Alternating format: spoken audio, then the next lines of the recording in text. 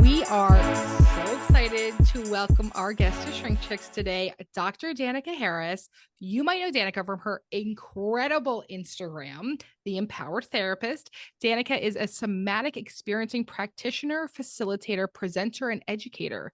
She helps folks deal with attachment wounds, sexual trauma, emotional neglect, vicarious trauma, intergenerational and identity-based trauma, and work or academic trauma. And we cannot wait to talk to her about all of the above. Welcome, Danica. Thank you. Thanks for having me. That is a lot of trauma for me to say in one introduction. Yes. Sure is. Yes. And so let's talk about this because, as you know, as someone who is on the internet, and like it's funny thing being a therapist who's like also on social media, right? Because like one, it's so amazing we get all this information out, and then two, people on social media take a word like trauma and everything's fucking trauma now. Yep. So to start with the basis of it, as a trauma specialist, what is the definition of trauma?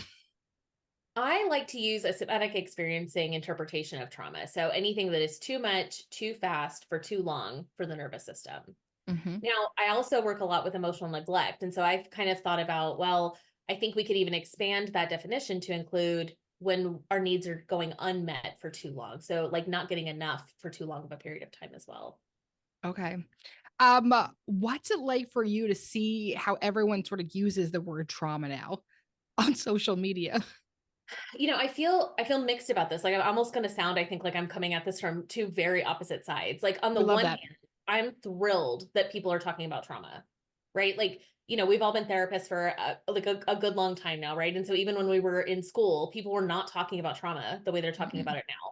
So, I'm very pleased that people are talking about it publicly, that people are sharing their trauma stories, that people are identifying with the experience of trauma, because I think that can be super validating for their lived experience. It's a little bit different than, 10 years ago, people would come into therapy, and this of course still happens some, right? But like many people would come in and say like, oh, I have never had trauma. Whereas I feel like now people are self-identifying with trauma. And so to me, I'm like, yes, we're doing the right thing. Simultaneously, here's what I'm going to sound like I'm talking out the other side. I think what really gets collapsed is like discomfort and trauma, or distress and trauma, right? Like not all stress is traumatic. But trauma survivors, if they've not done healing work, if their nervous system hasn't really been tended to, they can't feel into that difference. And I think I see this a lot with clients where it'll be like, they'll be telling me about something they experienced that like our brains can go, well, that doesn't actually sound traumatic, right? But that doesn't mean that their nervous system didn't have that like flooding, highly activated occurrence. So it's like really understanding the nuances of trauma. I think the nuance of trauma is so missed on social media. It's Absolutely. yeah. But you're right. Like sometimes it's like you need to overcorrect and then you come back hopefully Yes. into the middle somewhere, right? Like Yes, I'm waiting for the middle. I'm waiting for the middle to arrive. Yes. we might have another 10 years. But listen, that's how long it sort of takes. But even when we were in grad school, we weren't talking about nervous systems. Yeah. Right. Like that was not my experience. And we always tell everyone now, especially like new therapists, of like, you're going to learn a bunch while you're in grad school, and then you're going to learn most of it outside. Yep. Yeah. And I think, it takes people like us that are like out here doing the work to really know that, because I think so many of the academic programs are taught by, at least mine were, like academics, like not people who are practicing. Yes. And it's like, and I know that's not true like everywhere. And, certainly that's like more the case in PhD programs, but I think it's like, there's such a gap between like the theoretical, intellectual, here's what the book says, versus like when you're sitting in the room with someone, right? And I think about this sometimes when we talk about this in our consult meeting in our team, like when we talk about like not being a blank slate, like we're literally talking about like you're responding in the moment to clients. And, I think helping new therapists really like move away from the idea that like, oh, if I like let my face have an expression, or if I'm like, oh, damn, like to something a client says, it's like, really kind of like unlearning some of that. And I think like we do that as therapists, and like people need to do that when they're talking about mental health stuff too. It's like the learning and unlearning sort of stuff has to happen. Absolutely. But I can remember being in grad school the first time a client ever dissociated in the office, right? And I had been seeing clients for, I don't know, 13 seconds. I didn't know what the fuck I was doing. And I remember going into class like on Monday and was like, can someone show me what do I do in the moment? Because when you are first really see intense trauma for as a clinician and no one was really talking about it, you Yeah. get frozen in a way. Yep. And so, okay, so let's go. A lot of questions that came in. Danica, what is the difference between trauma and complex trauma? So this is where some of the nuances, right? So I think trauma can be complex and it maybe isn't. So we kind of think about this from a somatic perspective in terms of like the differences between complex, meaning ongoing, prolonged exposure to environment, systems, whatever that dysregulates the system, the specific system, versus like shock trauma or single incident trauma. And I think this, when we think of like single incident trauma, this is what like the PTSD, the diagnosis of PTSD and the DSM is really referring to, right? Like it's this thing happened, I was in a car accident, therefore all of the triggers that I experience make sense related to cars, car accidents, me being behind the wheel, other people driving, all of that, right? It's like it's a much more, and I'm not saying simple in any way to like, I mean, it's a horrible, it's still a trauma, right? It's still like very upsetting to the nervous system, but it's a lot easier from a therapeutic perspective or a mental health perspective to make sense of those sorts of traumas. Yeah. Because there's also like one identifying event, right? It's like, it's easy to be like, oh, here was my trauma that occurred versus complex trauma where there may not be one identifiable event, and, of course, for us as therapists and somatic practitioners and things like that, when a client comes in, what that often looks like is like, I don't really know, was it that bad? Like, I mean, they had a roof over my head, or I had a roof over my head. They took me to school, they fed me. And it's like, okay, if you are recalling your basic needs being met as like the reason your childhood wasn't bad, and there's nothing else you can turn to, but you can identify unpredictability, the chaotic nature of the environment, caregivers being inconsistent, it's like, okay, well, yeah, maybe there's not one big shock trauma or single incident trauma to recall, but if daily your basic needs were all you could really count on, then your emotional needs weren't being met, your sense of Yes. safety, your sense of development, it's like all of that's disrupted, and that would be trauma too. You know Um, what? You know what's interesting is that like I feel like complex trauma is something, it's being talked about so much more. But Mhm. just I'm wondering if you see this at all when you start to talk about what complex trauma is with clients, like what that does for them. Can you speak to that a little bit? Yeah, and I think I've grown in this too. I'm thinking about like I've been in private practice about 6 years, and when I first started in private practice, I think I would do this in a way that was like almost like, come on, like, don't you see it? And like I would want people to like really understand the complexity. And I think it was taking clients a while to really find themselves in the things I was saying. And I think it's because I was like leading with this like too much validation, too much education. And, now I find myself with clients kind of like, let's look at all the pieces here. And like, what do you think the impact of this upbringing was? Like, we can call it trauma or not. I'm not, I no longer feel particularly invested in someone using that word. More so like, what happened to your body? What are you carrying forward? How do you think about the world, and how do you see relationships, and how do you like connect and collide with people based on your upbringing? And, if we can really look at this from like an outcome perspective, like, if we see that there's a lot of dysfunction, as we would think of it from a mental health perspective in adulthood, then we can pretty much track back to childhood and see it that way. So I think my approach now is more like, let's lay it all out there and make sense of your story and talk about how it's showing up now. oh wait, Danica, also, will you, for people that don't know, will you explain what somatic therapy is? Yeah, I will. Yeah, I love it. So I've been specializing in complex PTSD and complex trauma for a little over a decade now. Love that work. All of my like clinical training was in that area. And I early on I was trained in attachment focused EMDR. Really enjoyed doing that work. And I think for me, I felt like this piece was missing. Like I was like, but the body, I want more to do with the body. And my clients were bringing more of that in too. And 1,000 years ago, I actually was trained in aesthetics. So before I went to school to be a psychologist, I was an esthetician. So I did skincare, makeup, and all that. Um, Cool. so I had this like understanding of the body, and I was very attuned to like people's changes in color of their face, or like if they did dissociate, I felt like I could pick up on it a lot easier because I was so Mm. used to attending to people's like physical being. And so I just kept like longing for that. So I pursued like a somatic experiencing training, thinking like, oh, well, I'll try one and see what I think.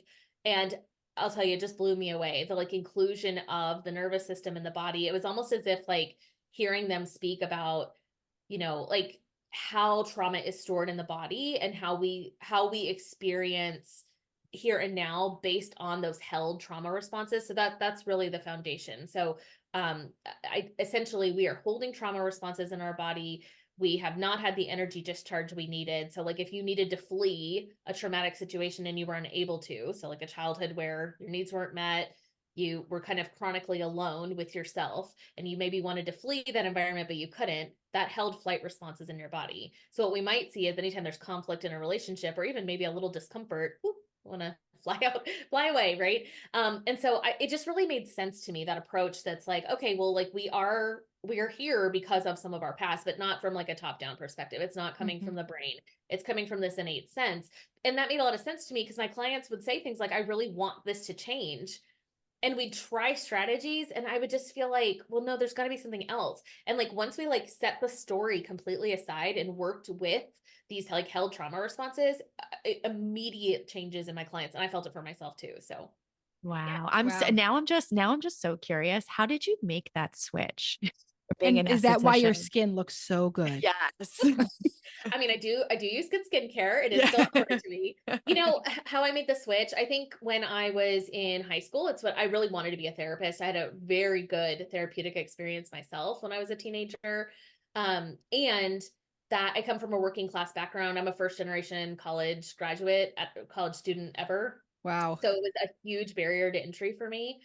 So I didn't get to go to college until I was in my mid 20s.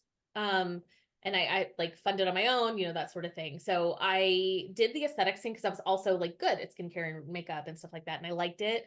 But I like kept longing for more. Like I would talk to my clients while doing skincare about their health and well-being. And I don't mean like physical health, like their sense of self, right? In a very untrained way. But I loved it so much. So it just like was always in the back of my mind. And when I was applying to grad school, I actually told them because there was like a little bit of like, you're a makeup girly. Can you do this thing? And I said, I have been helping people from the outside in, and I'm ready to help people from the inside out. And now I've gotten to a point where I'm like, it's all of it. It's inside, outside. Like it's all welcome here. And there's so much to be done with, how we experience the world internally and externally. That's awesome. And the reason why I ask, because I picture, everyone goes to their hairdresser, or like, it just feels like such a safe space to be able to talk about yourself and what's going on. And so I'm kind of I was picturing maybe that, it's more of a seamless transition than I think one would think. Yes, exactly. Well, yeah, you're like in a room by yourself with the client, the door's closed, the client's in a vulnerable position. I mean, it's in a lot of ways it is similar. Wow. Okay. So a listener wrote in. This is one of my favorite questions. Is there a general timeline for trauma work? I say to clients, we will work at the pace of your nervous system. Ooh. So, we might experience some relief quickly just by being heard, by sharing parts of our story, by being believed. I mean, some survivors have never had that experience before. Yeah. And so, sometimes it's even just making the appointment. Someone will feel better, right? So like, I kind of talk through this in layers. You may experience some relief initially. Often when we are coming back into our body following years of dissociation and disconnection, we feel worse. I always want people to know that. And we feel worse because we feel more, right? It's not that like you're actually feeling worse. It's that like things are coming back online that were once silent. So it's like we're installing that dimmer switch. So before it was an on-off switch. I'm either on or I'm off. And now it's like I'm installing the dimmer. And so I'm turning the volume up on some of these internal sensations. But what I'll say to people is like all of that counts. And so it's like over time, all of a sudden you're going to feel so different and you won't even know it's coming. And I'm sure y'all see this with your clients too. It'll be like this, almost for like a year, it'll seem, and I think trauma work is long-term work. I mean, to like really feel differently in your system, I do think it's long-term work. But clients will kind of go through this like stage of frustration where it's like, I've been doing this for so long. Why aren't I feeling better? And then all of a sudden they're like, whoa, I made a decision and showed up differently for myself than I ever thought I could have. And then they can start to see the relief of that. So I think, it's in stages, right? So somebody wrote it. Yeah. I was just going to say it makes so much sense. And I think some of the reason why people ask is that like it's such a scary thing to do, to look at the trauma. And so it's like, okay, if I'm going to go into this, like I want to make sure that it's quick so I don't have to like sit in the discomfort for so Well, long. somebody wrote in and said, I feel unhappier now after learning in therapy that there was emotional trauma. Is this normal? Yeah, I think it is normal. Yeah. I think part of our healing and recovery is naming things for what they really were. You know, especially if we grew up in an environment where like our primary, the primary people who were harmful were our caregivers, right? It's like, if you've not looked at that before and you can really start to sit with like, wow, I love my mom or my dad or my caregiver. And also they did not show up for me in the ways I needed. I think that that's a lot of complexity to sit with. And I think it has people like renegotiating their life. It's almost like, you know, you're at the end of the story and it's like whatever this chapter is, and you're Yeah. looking back and everything in the whole chapter is like totally different now that you have the outcome, you know, or you see the ending. Yeah. And yeah, I mean, I mean, it's a shitty experience. It's shitty Yes. to be like, oh, wow, I thought my life was one way and really it's another. And that reconciliation is so important for us moving forward, because then we're going to see the rest of our life more clearly. Ooh. Okay. Somebody wrote in, can you talk about trauma responses? I freeze. And how do I work on this as an adult? Mm-hmm.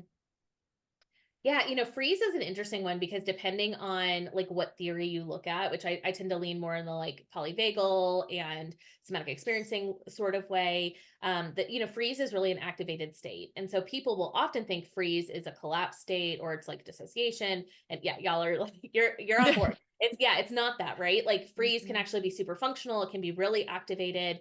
And so I think like, and freeze is often, I'm going to say this with like a total caveat because it certainly depends on the person and their system, but it's often harder to treat than it is to treat the fight and the flight responses, Yeah. because there's like more you can do with that, right? It's like for freeze, it's like, well, you're activated, so I don't really need to activate you, and I need to get you out of the state that you're in.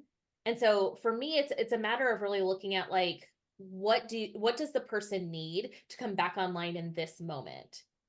Right. So, because really in that activation, it's like, well, we're outside of our window of tolerance. So we're not really able to regulate. So anything to get the person to re-regulate a little bit is the right thing. So when clients are frozen in my office, I really start with like small movements. Like, can we just like get some activity in the body? Like, let's not try to think our way out of this or try to do anything major that's going to increase like blood flow and, you know, heart rate. Let's just see, can we like get your body moving a little bit and see what happens if we can do that, like helping them become more aware of the internal sensations. So helpful. What about, I love this one, and I'm wondering how this connects for you. How to work through the fear of being seen. Yeah. You know, my first thought is like normalize and validate that, right? Because like as a kid, if you had to hide in plain sight, being seen is the opposite of that, right? It's very scary. If it's like, well, I shrunk myself and my personality and my needs so that I could stay relatively safe, being seen by anyone feels like a threat to your safety. And so I think like normalizing that first and foremost. And then I think, you know, what I would encourage someone to do is like, let's look for relative safety that's not overwhelming to you. So like, who's the most safe person or reliable person or predictable person in your life? And can you allow them to see you in small pieces? So, you know, somatic experiencing will talk about titration as a goal. So we're doing like little bits at a time. So like what I don't want someone to do, and this is true for us, you know, as therapists or coaches too, I don't want someone coming in and tell me their whole story because they're going to feel flooded. It wasn't titrated, right? So I want little pieces, and I want them sharing little pieces with others too, because then they can see like, okay, when I share with so-and-so, how did they respond to me? And how did it feel when they responded to me this way? Yeah. I think we could, right? Because we had this idea. I mean, we all love Brene Brown, of course, but like, right, the conversation around vulnerability, so many people started doing like what we call like non-relational vulnerability, right? Yes. Where it's like, okay, well, I'll tell everyone everything, but like a lot of people are not safe. A lot of people aren't really great to hear our story or to know that parts of ourselves, and then it can feel really fucking shitty. And Yes. then what's the difference between like talking and vulnerability, right? Those are two very different things. As my therapist likes to say, Emily, you're amazing at talking, but you suck at vulnerability. And I'm like, wait, what? Crazy. Yeah. And she's right. That's such an important distinction, though. I think you're right. I think people walk around thinking like, oh, you know, I'm an open book. And it's like, to me, That's like one of those like, ooh, actually, you don't want to be an open book Yeah. because you need to be discerning. With trauma, we don't really get to be discerning, but with healing, we have to be. It's like, well, who's actually entitled to this information from me? And how do I want to share it? And how do I feel when I share it? Right. Ooh. But I like what you just said. With trauma, we don't get to be discerning, but with healing, we have to be. Ooh, Yeah. I like that. Um, okay, well, wait, here's an interesting one. Somebody said, where does the urge to ask everyone else for advice and to sign off on my decisions come from? I'm assuming trauma. Could be, definitely could be, right? Yeah, I think it just makes me think of like growing up, that person may not have been able to trust themselves. Right. Like, and this happens a lot. Like when our caregivers are unsafe or unpredictable, we take on that burden because it's like, well, if I'm 7 and this person I need to keep me alive, to keep me safe is bad, if I see them as bad, what does that mean about my sense of safety? A child probably couldn't survive that. But if the child can make meaning that like, well, it must be my parent acts that way because I'm bad, then that self-esteem gets diminished, but that the child in some weird way, which that actually makes a ton of sense to that stage of development, like feels as if they have some autonomy or control over their environment because they're like, well, I'm to blame, I'm bad, and sometimes that then gets generalized to like, well, I can't trust me, I can't believe me, I can't count on me to see things accurately, and there becomes this over reliance on others. And that could even have been like a conditioned response from the caregiver, right? Like maybe a caregiver was like, you have to run everything by me, or, that could have been like a super controlling parent. So like, it's hard to know exactly what led to that, but Yeah. my guess is that there's some sort of like caregiver related or attachment based trauma there. Okay. Mm. What to do with the anger towards my parents from the trauma of their divorce? Let it out of your body. Feel it fully, first and foremost, like allow it to be actualized. And I'll tell my clients, like, I love anger. It's one of my favorite things to work with. And I know that's like a little bit of an exception. Like a lot of people don't like anger. I like it personally. I like it professionally. But I think that's because I had to get comfortable with my own anger. I can lead like really fight dominant. My like maybe go-to trauma response is fight. So I'm like, welcome with me in this feisty anger, right? But I think for so many of us, especially for those of us that are women or identify as women, like we have been socialized to not be angry, but to be passive and permissive, right? And so like, first and foremost, we have to allow the anger to really take up space inside of us. And what do we notice when we hold that anger?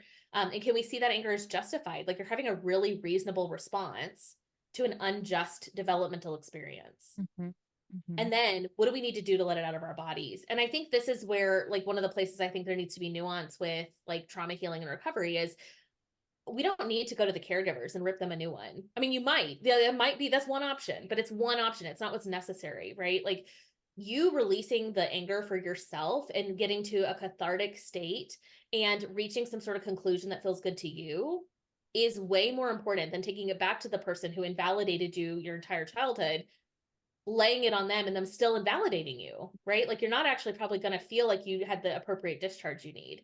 So I think like, what that might look like with a client that I'm working with is like, we might do VU breathing. We might have them like throw some stuff around. We might have them stomp around. We might have them yell. I do lots of yelling in sessions. Lots of like guttural sorts of expressions, like anything to just move that anger out of like wherever it's stuck in the body. Yeah. Oof, I love that. And what about at home, right? Like if someone's listening to this and they're like, I need to get this out of my body, right? Because someone, this piggybacks perfectly off of what you're talking about. I've always heard trauma gets trapped in the body. How do we get it out? So if they're at home and they're feeling this, like what are ways to do it at home, would you say? I think, so for myself, some of the things I practice, like I'll do a sort of sound, but I do it a lot louder, a lot more intense. And I'm really trying to move energy from like the bottom of my belly up through my diaphragm, up through my throat, chest, all that, and then out. Right. And I might do that repeatedly. And what I'm looking for is, kind of permission to allow the energy to exist in my body and then allow it to be released. And I might do that a few times. You could also, if you're someone who like gets physically tense, which, that tends to happen with a fight response, I might work with that physical tension. So if my hands are feeling clenched, I'm going to clench them even more and then slowly release them. Our tendency, it's like, even when we're like slouching or something, our tendency is to like overcorrect, and we don't want to be overcorrected. We actually want to give in. If the urge in your body is to like, then let's do that. and slowly change it. So I would say to someone like, what do you fantasize you want to do with your anger? When you're angry, what do you want to do? And a lot of times people will say things like, I want to scream, I want to yell into a pillow, I want to hit something. A client just the other day, we talked about her getting a punching bag, and she did. She bought a punching bag, and she's like, I start my morning every day just hitting it a couple of times, and it brings her back down into like a lower baseline. So she's starting the day in a better place. That's not even like when she's angry. She just notices she's got some activation in the morning and she wants to let it out through a fight response. So there's no one right way to do it, but I would experiment with like, what is the urge? And then like, is there a way to play that urge out? It's wonderful because it's like just the permission. I think that so many like children got shamed in a lot of ways when they were like having temper tantrums or like getting this like anger, this frustration out of their body. And so as adults, I think it's so common that we shame ourselves of like, well, I can't have a temper tantrum. Like I can't get this out of my body. Like I'm an adult. I shouldn't be. And so just the permission to be able to have these experiences where we are getting it out of our body. We're screaming into a pillow. We're stomping around if we need to. I think is so incredible for people just to be able to hear that it's okay. And it's actually important in order to get it out of your body. Yeah. I love what you just said too about like, as kids, if it gets shamed out of us, it's like as adults, we need to allow all of that to exist. So like, as a kid, you didn't get to play much. You might be able to like utilize like a playground. I've had clients go get on a swing set and swing, right? We might be able to do some like releasing of some held trauma responses just by swinging, and also be accessing this younger part of yourself that was really shut off from like developmentally appropriate play. Yeah. So I think we can get so creative with it. Here, talking about things staying in your body, somebody asked him, can certain weather trigger this heat? Reminds me of good times gone and makes me sad. I think that makes so much sense, especially when we're thinking about it from a complex trauma perspective. Like with complex trauma, anything and everything could be a trigger. So if this person has associations with summertime or heat and like memories that are connected to that, it would make a lot of sense that that might come up when the weather changes. Yeah. Wow. Okay. The humidity makes me angry. Yes. Same. And my hair. It makes my hair angry too. Yes, Wait, and that.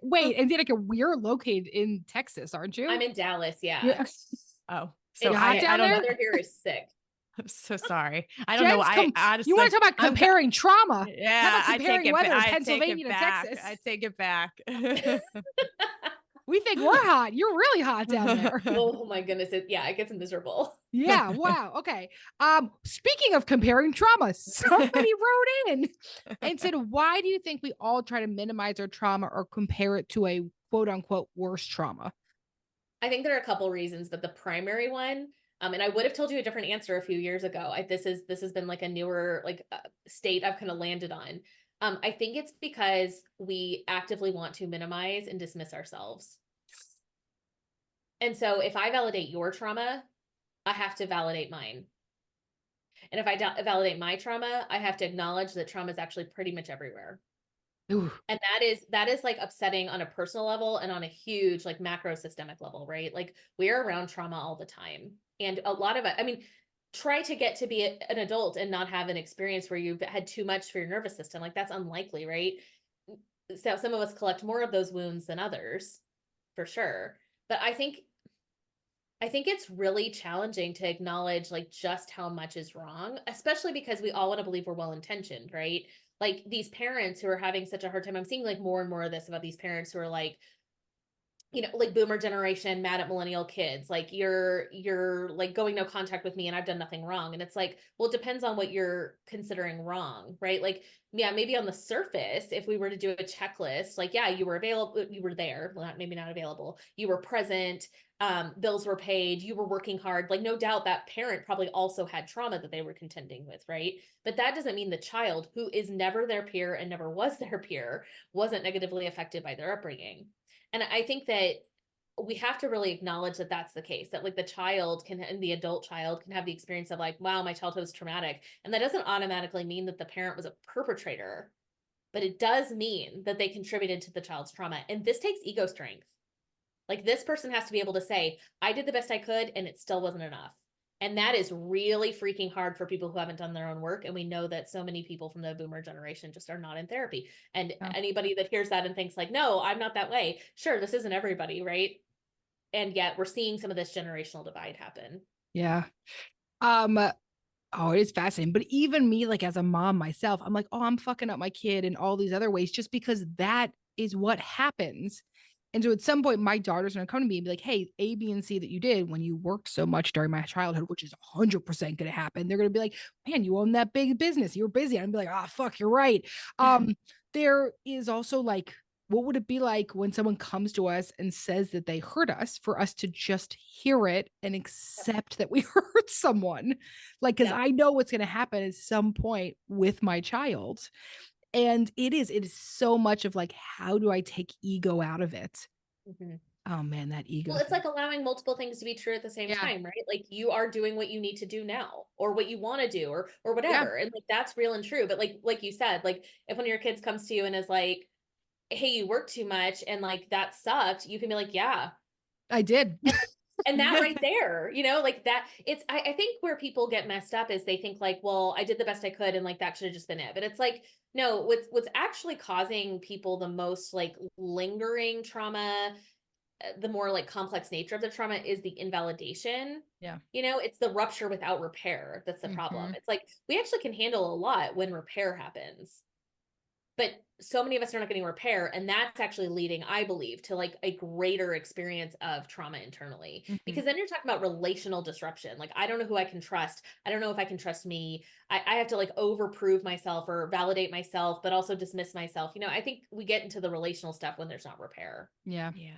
Danica, we could talk to you all day long, but before we go off, that we, with every guest we have, we do a segment called Calling BS, call some bullshit, some myths. What would you want to call some bullshit on today? Yeah, I was thinking about this and I was like, what things do I want to like leave a little burn Yes. in the trauma work? So two came to mind. The first one is I just don't think there's any such thing as big T and little t trauma. I think that that's a super invalidating perspective. I know therapists are still using it. I know that's still being taught in graduate school. Like a previous student that I work with, like she had said that like her professor was just saying that to them recently. And I'm like, what in 2024, why are we still saying that? I think that's really invalidating to people who have like daily instances of trauma, because it's like saying that like, oh, your parent not coming to your dance recital is a little T trauma, but the car accident's a big T trauma. Like, well, we don't know that. We don't know how something gets registered. So what's like big to you and your nervous system might feel small to me. And so I don't think we need to be comparing traumas in these like categorical ways. Like trauma is trauma and trauma is truth to the nervous system. Love it. So that's one. Wow. The other one is it like irks me that there are people out here still thinking you can use CBT as like an effective wraparound trauma approach. And like, CBT has its place. Of for course. Sure. We need cognitive intervention. Sometimes that's the exact right approach. But when it comes to trauma healing and recovery, we got to get into the body. So I'm all about the bottom up perspectives, EMDR, somatic experiencing, IFS, sensio-motor. We got to work with what is and not just like, we're all very cognitive and brain dominant anyway. Wait, so say that one more time. So someone's listening to this and they're like, I need trauma work. What, if they can't come see you, the best, what should they be looking for? What facilitators, if they're on site today, what keywords? I would be looking for bottom-up modalities. That's sometimes how it'll be spoken about, or bottom-up approaches to treatment, body-based healing, anything that's in like the somatic or sensio-motor, internal family systems, especially attachment-focused EMDR, but EMDR can get at that stuff too. Hakomi. I mean, there's so many options now, which is really great. And I think also like, and this is just like my own little like pet peeve of our field, is like, we can't all be specialists at every single thing. And like, I think sometimes people are like, here's this list of 40 different things. And it's like, these trainings are expensive. There's no way you've done training in all these things. So to consumers, I would say, or people looking for, a practitioner of some sort, I would say, look at what the training is that the person is at, and just make sure it aligns with a perspective that you want to try on. Yeah. Well, and we say it all the time, right? If I had cancer, I'd see an oncologist. I wouldn't go see a vet. And so make sure, and if somebody is on site today and they have 30,000 specialties, those are no longer specialties, right? Specialty is that like, this is like these one or two things are like all that I do. Right. And so if you are doing trauma work, find someone whose specialty is actually trauma with the training, not just like, oh yeah, I've seen someone with trauma before. Exactly. Danica, where can people find you, follow up with you, hear more from you? Yeah. Well, they can find me on Instagram at The Empowered Therapist. And that's the same for my website. It's theempoweredtherapist.com. And I list all of my different various services there. And then I co-own a group private practice in Dallas, although we're able to see folks in 40 different states with the SIPAC for our psychologists anyway. And that's Empowered Healing Dallas. And that's the name of the website and the Instagram handle. And we will link all of that in today's show notes, and we'll have it up on Instagram as well. Danica, thank you for being here today. You so You were much. awesome. Thank you. This was fun. Thank you so much for tuning in to today's episode of Shrink Chicks. We'll see you back here next week for another session. In the meantime, if you want a question answered or a topic discussed, follow us on Instagram at ShrinkChicks. And if you're looking to get connected with a therapist like us to start or continue your therapeutic journey, visit thetherapygroup.com. Just fill out a contact form on our website, and we will personally match you with one of our amazing therapists. And for all of our therapists and group practice owners out there, we also offer group practice consulting. And if you're looking to support yourself further and support our show, check out our amazing merch options at shrinkchicks.com/merch and our Know Yourself, Grow Yourself journal on Amazon. Also, if you'd be so kind, we'd love a rating, review, and for you to share with a friend or an enemy or a mother-in-law, honestly, whoever needs it, so that we can keep reaching more people on our mission to bring mental health topics to your ears every week. Thanks for being here with us. And don't forget to grow yourself. You got to know yourself.